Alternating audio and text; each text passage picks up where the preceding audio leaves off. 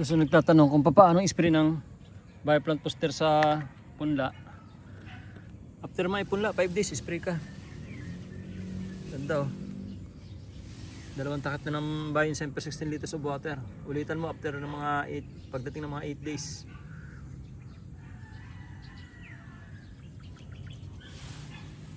Ganda oh. Dry ito. Ayun oh, dry oh. Oh.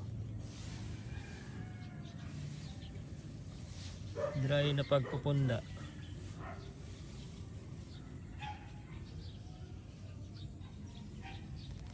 Dahil lang bunutin. Kaya buhay na buhay pagka nilagay natin dyan sa palayan kasi ano, puting-puti yung ugat.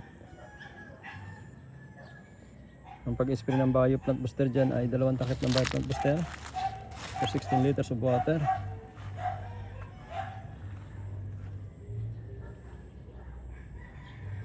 Kaya yung mga ugat na yan talagang buhay na buhay yan. Malakas kumain yan ng sustansya sa lupa. Kaya itong isang piraso na to ay magsusuhi ito ng katakot-takot. Saka hindi siya may stress once na transplant natin.